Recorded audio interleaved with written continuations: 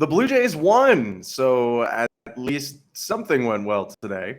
It was an interesting trade deadline. I actually don't think it was all bad.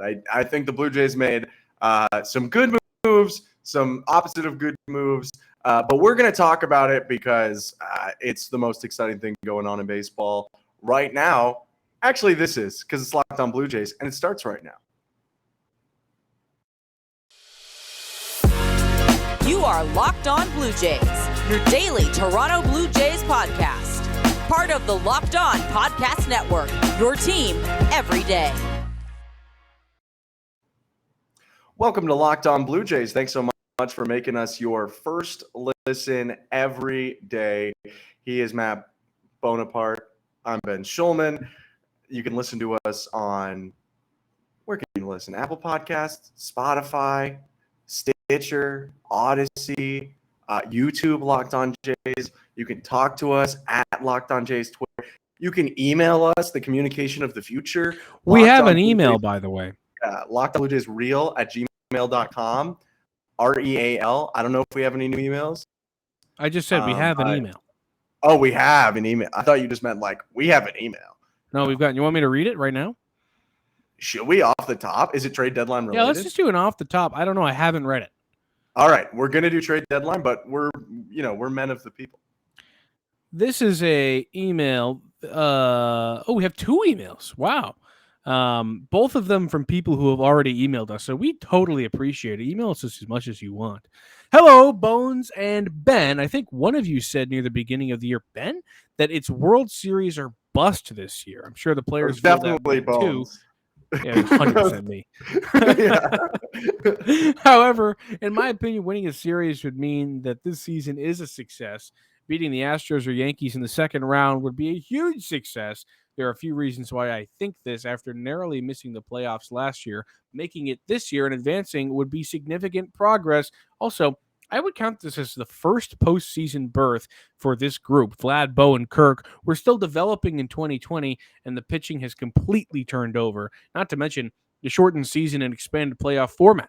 I think it is important for this group in its current form to experience October baseball and learn what it takes to win in that setting. Ultimately, if the Blue Jays don't win a championship with this core of players, that will be a failure, but I don't think it's a failure if that doesn't happen this year, just if it doesn't happen in the next few years.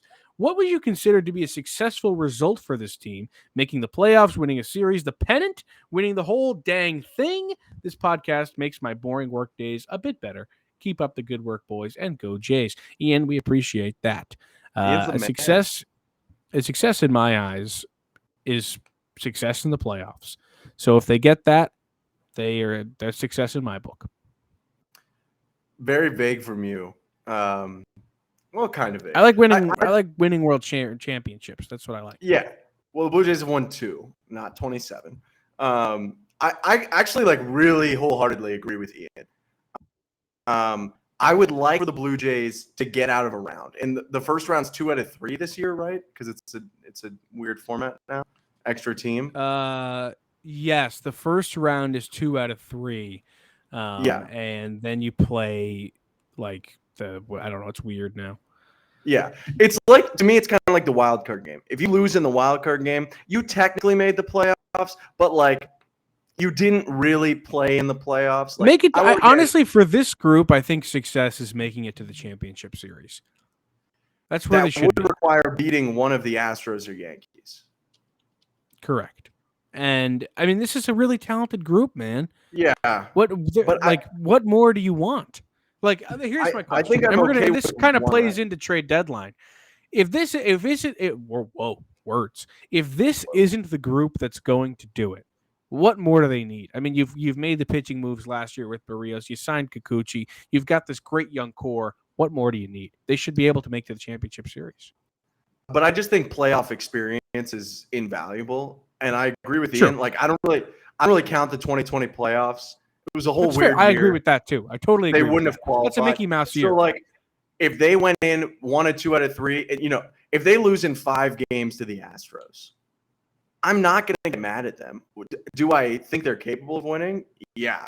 But as long, it's progression. As long as there's progression to a certain extent, happy. I would love if they made the championship series. That would be fantastic. Don't get me wrong. But I think if they won one round, like the opening round, I would be okay with that. Because these guys need to get older, you know? Yeah, no, I agree. I think you're right about playoff experience. I mean, just kind of think about it from this perspective. Like, when Vladdy's a veteran and hopefully has a championship under his belt, you'll probably look at his career and think that part of the reason he's so good at his age is because he was able to win, and it took him a little bit of time, and he got that playoff experience. So, you know, and I think that goes for a lot of young cores, just like this one. I mean, there aren't many that go out there and win immediately. I think the Cubs are kind of like one of the examples that did do that, but like there aren't a lot of teams that go out and do that. So yeah, I think I mean, winning in the playoffs is always successful. It always means success. What's email number 2? And then we are going to get to trade speed. Okay. I promise. Email number 2 from Brandon. That one was from Ian. Brandon, another second-time emailer, said, should we be dissatisfied with the Jays management? This is about deadline. Should we be dissatisfied with the Jays management this deadline? Where does Whit fit in? Does he take Santiago's spot when Springer comes back? Do you think we have added enough depth to our pen? It's definitely better, but is it enough? You guys rock. Cheers, Brandon. No, Brandon, you rock. We appreciate it. Yeah, you rock, Brandon. All right, we're getting into the trade deadline right now. Let's do it. All right, can I just talk about this trade for a second, the Whit trade? The Whit trade? I have a lot of thoughts about this Whit trade. On Brandon's general question, can I just say, I don't think there should be a firestorm on management. I think there were good trades, and I think there weren't good trades. But start with the trade that both of us, I don't think like that much. I want to answer his question as well. I think you should be dissatisfied with management because, here's my because. This has been a thing all season long. You kind of knew from like week 3 that they were going to need a piece. You knew that they were a couple of pieces away. So if I'm the front office right there, that's when I start my search. Okay, who are we targeting? Who do we want? And can we get them by June? You don't have to wait until the deadline to trade for somebody, people. I don't know why it took the Jays till the final hour to be like, okay, we'll get Whit Merrifield. What? Why? Okay, we'll get Anthony Bass. It's like, what? All right, like, why couldn't you do that like 2 weeks ago? I don't understand this. And there were some tweets today, I don't know if you saw them, that said that some Jays players, and I don't know all the validity to this, but I saw some tweets from sources that were reliable that said some Jays players were upset with front office management that they hadn't gotten a piece till that point, and that teams like the Yankees in their division had. And I think there's total merit to that, because if you're trying to win a division, and the Jays they probably don't have a shot at taking the Yankees down right now because they're so far ahead, but they definitely have a shot at being the number 1 wild card team. And if you're trying to have success in the playoffs this year, and you are, why are you not making every move possible to make your team better? This isn't a franchise that is poverty stricken or can't go out there and make moves for some financial reason. They have money. Go out there, go get a start. I'm not saying spend every dollar you have. I'm just saying don't be afraid to make a change, especially when you absolutely need one. So that's my answer to the first question. But my thoughts on this trade, on the Whit Merrifield trade. I think this is go ahead. For me to read an advertisement and then oh my gosh, I forgot we're so deep in. Sure. Our Whit Merrifield thoughts are coming up on the other side. But before we get there, I should let you know 2 things. I should let you know, A, that today's episode is brought to you by Blue Nile. Make your moment sparkle with jewelry from BlueNile.com. And going on now is the Blue Nile anniversary sale. Save up to 40% on classic fine jewelry pieces and 25% on engagement ring settings. Shop stress-free and find your forever piece. Go to BlueNile.com today. And I have more Blue Nile because I messed up the order of how things go. So whether you're ready to pop the question or you're celebrating a milestone moment, find jewelry as unique as her with the modern convenience of online shopping at BlueNile.com. Blue Nile has the full online tools that let you choose the diamond shape, size, clarity, as well as string style. Blue Nile's bench jewelers will then handcraft your perfect engagement ring. Each ring is one of a kind. Looking for fine jewelry, but you're having trouble choosing? Blue Nile has jewelry experts on hand 24/7, available via phone or chat to help you find a memorable gift at every budget. Make your one sparkle from BlueNile.com, and going on now is the Blue Nile anniversary sale. Save up to 40% on classic fine jewelry pieces and 25% on engagement ring settings, plus pre-orders insured, ships free, and arrives in discreet packaging that won't give away what's inside. Shop stress-free and find your forever piece. Go to today. Whit Merrifield. Yes. So I guess we're going to go through each trade of the three big ones. Sure. We'll start with Whit. I know you have thoughts, but I want to let you. I do have thoughts. Percolate a little bit so that it comes out at more of a explosion of steam. So I'll start with my thoughts. I was confused when I saw this trade. That was my initial emotion, confusion. Anything with just to get this out of the way, anything with the Whit Merrifield and travel Toronto, obviously they have worked this out if he's going to be a Blue Jay. So we don't even need to talk about that. Wouldn't it be wild if they didn't? That'd be crazy. Yeah, well, that's not even a world. Whit Merrifield for 5, maybe even last year. His numbers dropped a bit last year, but really for 5 years, was I would say a very good baseball player. Like rumored to be traded pretty much every deadline because the Royals have been pretty bad. And they've been bad. Like they were good, and then he came, and like immediately after that got bad. I just gotta say this real quick: is the longest running train outside your house right now? I'm so sorry. If it makes you feel better, it's coming back in an hour, and I'm trying to sleep.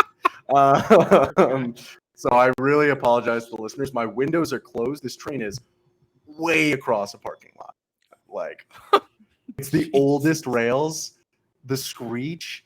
You get woken up at 2:30 in the morning to this screech, and you're like, that sound lives in my head. Horror movies have nothing. Let's get back to it, though. I'm sorry for everyone listening. Maybe I'll rock headphones next time. This guy led the majors in hits in 2018 and 2019 and hit over 300 in the process. However, he has a 643 OPS this year. He's batting 240. He's got a below 300 on base percentage. He never was that big of a slugger anyway. His doubles numbers are actually like not awful, but they're not great. So, there was a question in the email I want to address. What's the fit? I don't think Whit Merrifield was brought in to play second base all that much, to be honest with you, because I would say fairly objectively this year, he's been worse than both Spinall and Biggio. Like he's played more than Biggio, 100%. but I would say it's fairly objective with Espinal's defense, Biggio's versatility and on-base mentality, or versatility and on-base mentality. I was trying to rhyme. He's a worse player. He does steal bases, but he's a worse player. What this screams to me, and you texted this to a group chat we have too, so I know you share the same opinion, is they might need to put George on the IL, or they might need to have someone there.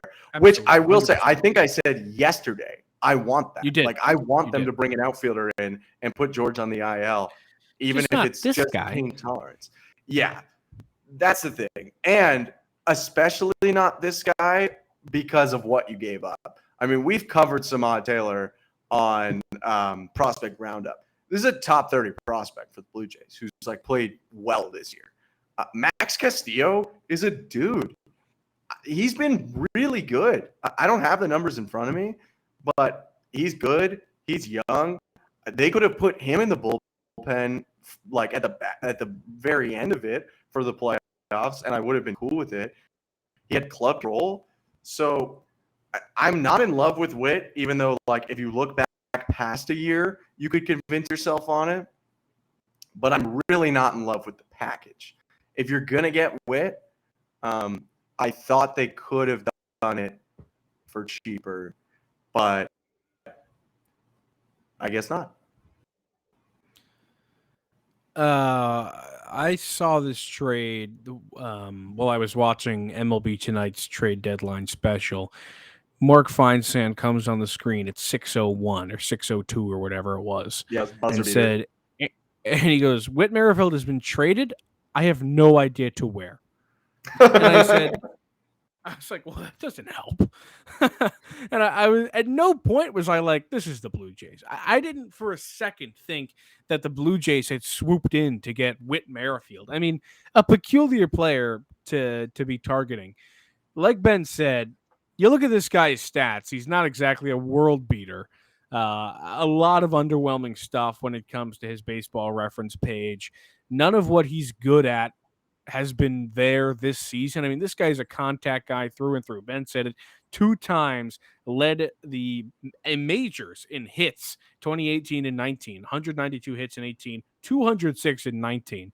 Kind of last of a dying breed in that sense. Last year, led the MLB in doubles, led the AL in steals. Fantastic player last year. This season has been none of that. And that would be one thing if you gave up some prospect that you and me have never heard of. But to give up the number 16 prospect in the Jays organization in Samad Taylor, and then Max Castillo, who started 2 games this season, has a 3.05 ERA and has a lot of promise for the future, is another. I mean, absolutely unacceptable. And it's for a guy who's just George Insurance, which is one thing, like you say, I thought we needed, or the Jays needed. I thought that was really important because if you're going to have Springer go down, you cannot start Bradley Zimmer every single game. Just won't work out for you. He's not going to hit a home run like he's playing against Justin Verlander every single game. You needed a guy. Honestly, I would have loved to see Hap there if you want to name. I would have loved to see Hap come in and do his thing. I think the Hap asking price must have been really high because them not moving. Well, the whole market is screwed right now because everybody thinks they have their own Juan Soto. But I will defend them in that. Like, no one got the Cubs guys. It wasn't like, whoa, you didn't jump in on the Cubs guys and the Yankees picked them up. Like, it's one thing to get angry about, like Syndergaard, but for some reason, no one got Hap. Yeah. Phillies kind of stole 2 Jays guys in Syndergaard and Robertson, but maybe that's a conversation for 5 minutes from Phillies just like, taking a page out of the Braves book to sidetrack for a second. Totally. But yeah, so I mean, I don't think the Whit trade was a good one. I really don't. I think they needed him, or not needed him. They needed somebody, not necessarily him. They had to give him a lot less. I think they botched there. Honestly, like, that trade tanked what I saw from them from the deadline because I really thought they were having a great deadline up until that point. And we should probably move on to the other trade. Can I just give you like 3 silver linings? Because I don't want people like, I will say before this year, Whit Merrifield was a good player. So there is a chance that like he's a veteran, so maybe it's good to have in the clubhouse. And I'll just a couple things that I like aside from the stolen bases, which I think are nice because the Jays, I love a pinch runner in the playoffs. You need a pinch runner in the playoffs. They didn't really have one. So I think that's a good one. Positional versatility. He can play the infield. He can play the outfield. Has hit really well in his career against the Rays. Has hit really well in his career against the Red Sox. Doesn't have terrible numbers, like a mid-700s against the Yankees. Not awesome numbers against the O's. We'll figure that out. Has hit really well in his career against the Mariners. So teams that the Blue Jays are competing with that have big series against, at least there's a decent track record. Now, this could be for better or worse. Signed through 2023. And his contract isn't bad, I will say. He's on a 5-year, $23 million deal, so he's really not costing you a lot of money. And you do get him for next year. So if things go well, then that's a nice player to have if he's like even close to his full powers. And if things don't go well, he's only making like $4.5 million, and you could probably find a way to get rid of that. Yeah. My stat that I was going to bring up is 2. One is that he's had a fantastic July. So that is something that you should look at and that he's kind of been ramping up this season.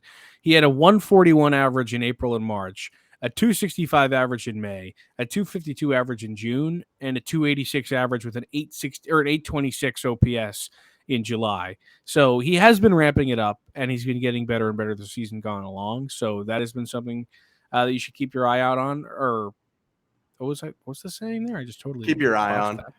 And he's going to see good pitches. He's going to, just on that point, he's going to see better pitches with the Blue Jays because he's not a focal point of the lineup. He's slid right near the bottom. It's like you can't walk with because George Springer's or Vlad's coming up, you know?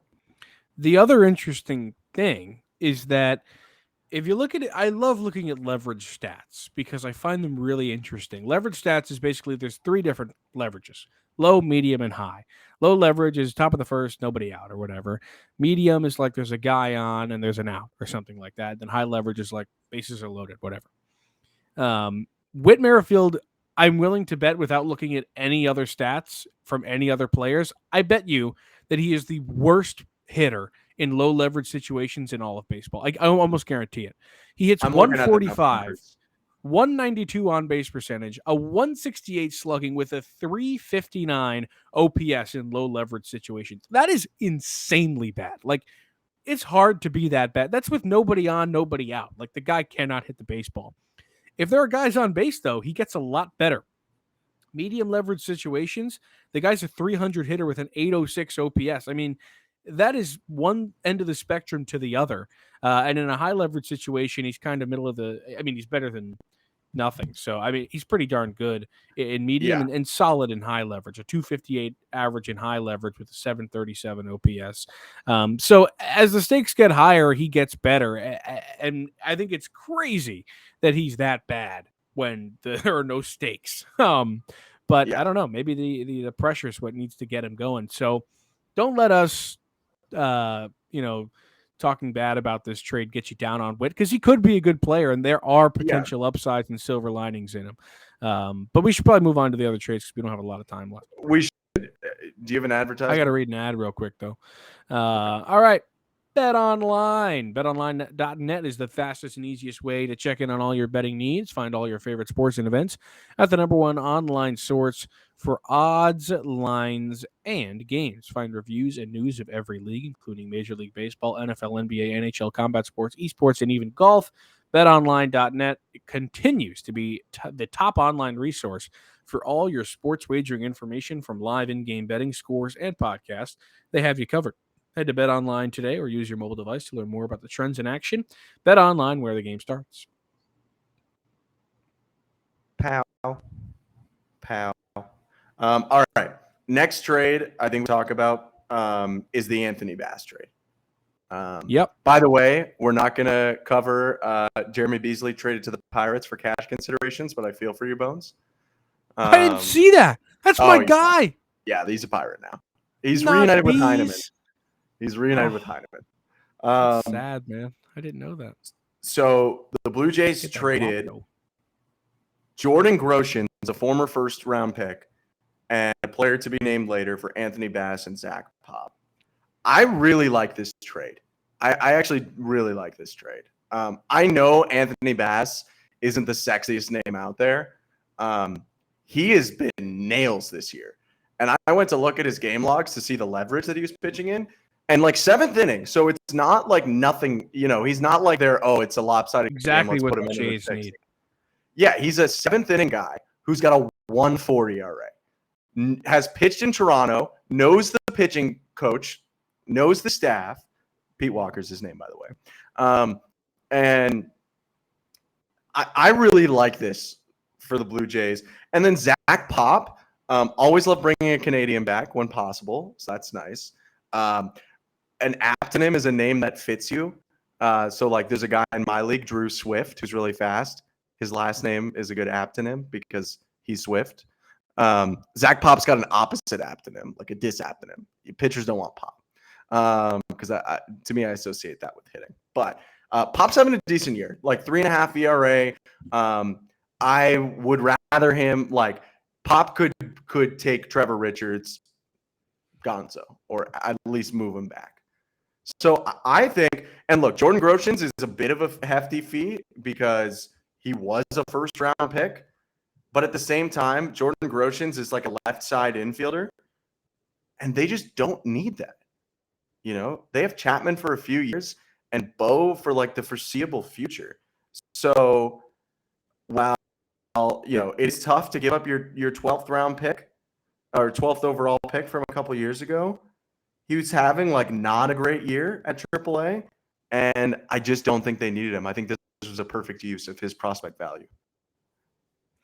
I think it's a fantastic trade. I thought this was one of the better trades of the day because Groshans wasn't getting that good. I don't think he was going to be anything spectacular. Still could be, prove me wrong. But 22 years old and he's still struggling. I mean, and where are you going to put him, right? Like you said, like what the infield is cluttered. You're not going to put him anywhere. I think, like you said as well, great use of his value because I think Bass has been totally dominant this year. Whip under 1, which I love. A 1.41 ERA, so the cosmetic stats look good. Strikeouts, fine. He gets basically a strikeout per every inning he pitches. He's exactly what the Jays need. I mean, exactly what they need. Only given up 1 home run so far this season. You didn't need Josh Hader, okay? You just needed a guy to come in and be lights out in the 7th inning because you don't need a closer. You got Jordan Romano. You don't need a setup man. You got Adam Simber. You got Jimmy Garcia. You needed a guy to be called on and come in and just shut the door whenever you need him to in the middle innings, in the late middle innings. And that's exactly what Bass is going to be. Also a reunion as he played for the team a couple seasons ago. So that's also exciting. Back in 2020. Yeah, and so sorry, that's just good. And Pop's good too. Yeah. On the reunion note, kind of cool. Like Anthony Bass played for the Blue Jays in 2020. So he never actually, he never played in the Rogers Center. Yeah. I don't even know how many times he's pitched in the Rogers Center. Yeah, that's a good point. So that's kind of cool. Like he had an interview answer about it, like kind of being excited. Like now he's actually being a Blue Jay, he got like a taster of it. Totally. Yeah, that's a good point. I'm going to look that up right now, actually. Yeah, I think this was a good trade, though. I mean, exactly what they needed. Totally. 2 bullpen arms was what we wanted, and 2 bullpen arms is what we got. Has he ever? He's never played. He's never pitched at the Rogers Center. So that's very cool. Interesting. Yeah, that is cool. Yeah, I think we're overall happy with that trade. Yeah, I think that's a very good trade. So I mean, Ross and Mark get a little bit more grace in my book, but still not happy about that Whit trade. But hey, maybe it'll be good. Let's go to trade 3, the final one. You have a lot more on trade 3 than I do, so you go ahead. Yeah. So this trade is Mitch White and Alex Dejesus. The Jays gave away Nick Frasso. Do you got Frasso's numbers? I got Moises Burrito's numbers. He's the other guy. I will pull up Frasso's numbers. Okay, so Burrito is who they traded away is a 20-year-old international signing who was just pitching at rookie ball. His numbers are good. However, I don't know. It's like a 20-year-old at rookie ball. So I'm not like, maybe he'll turn out to be fantastic, but I think none of us know. So I can't really be that heartbroken over it. So many good and bad things could happen in between them that you never really know. Frasso is a guy who we definitely had on prospect roundup. Frasso, I'm looking at his numbers, and I remember looking at them before. He was a dog this year. I mean, he only played in 10 games this season, but in them, he has a .74 ERA, 57 strikeouts are in 36 and 2/3. I mean, that's pretty darn good. And a .7 whip. Like the guy was absolutely lights out, probably playing in a level that's a little bit too easy for him. He's in Dunedin right now, or he was in Vancouver when he left. So he never got to AA. You got to assume he's going right to AA because the guy's been elite. But a 4th-round pick who really panned out. Sad to see him go, but I think it's worth it in this trade. Yeah, so let me get on the big part of this trade that I know. So Alex Dejesus, I know Mitch White is what people are paying attention to, and we're going to get to that. But Alex Dejesus plays in the league I broadcast in, the Midwest League. So I have seen him play more than once for the Great Lakes Loons, the Dodgers affiliate. He's really good. To be like the throw-in in this deal, when I saw they got Alex Dejesus, it didn't click for a second, and then it clicked, and I was like, oh, I know Alex Dejesus. The guy has been raking this year. He's played at 2 different levels, and he's got an 832 OPS overall, but he started at single A and had an 880 OPS, so they bumped him up to the league I'm in, high A, and he's been really solid. 797 OPS with a 282 batting average. The power numbers have gone down a little bit when he jumped up a level, but he puts the ball in play a lot.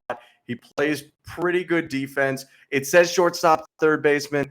He's more of a third baseman. But a guy that's much more like we were talking Groshans, where's he going to play? This is much more projectable of being a replacement when Chapman's Blue Jay career is done because this guy's only 20. So he's got some time. He's hit really well pretty much the entire time he's been in the minors. The one kind of tough thing about him is he strikes out a lot. He struck out 115 times in 87 games this year. That's a lot. But he's not like a low contact guy. So it's a weird mix. Like, he's batting 282 at high A. So he's striking out a lot, but he's still picking up a lot of hits. So hopefully that's something they work out. That's cool. And then Mitch White, here's the funny thing to kind of circle back. I feel like they just kind of went and replaced their Max Castillo. Like, they want another starter. They want some Kikuchi insurance.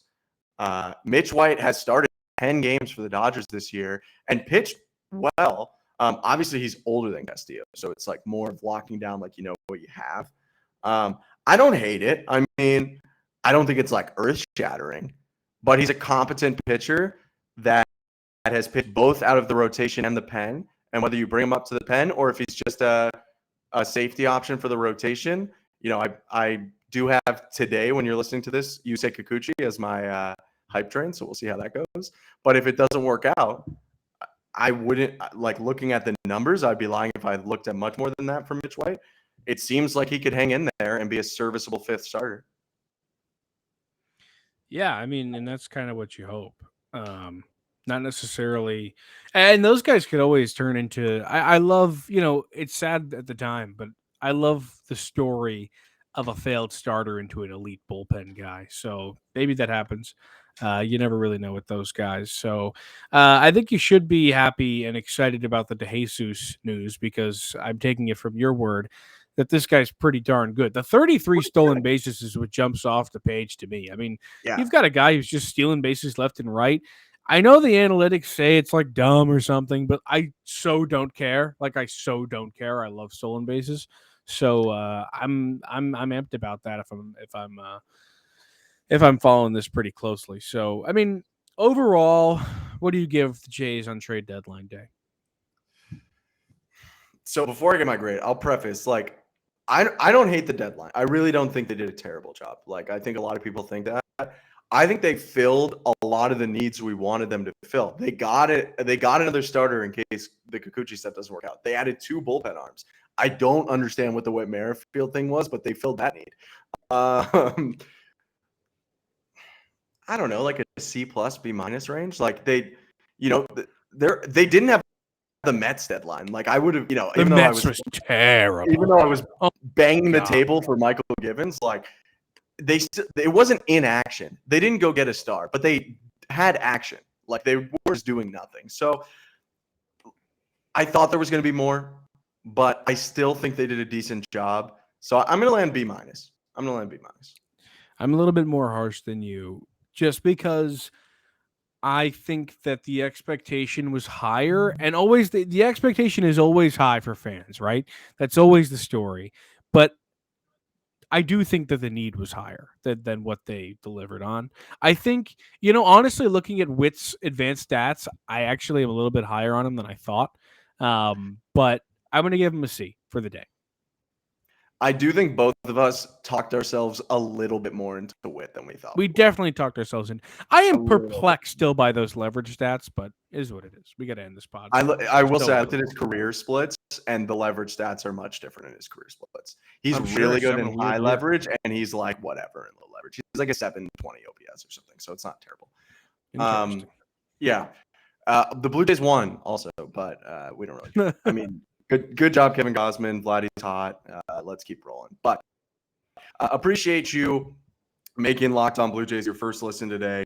Make your second one a Locked On MLB podcast. MLB expert PFS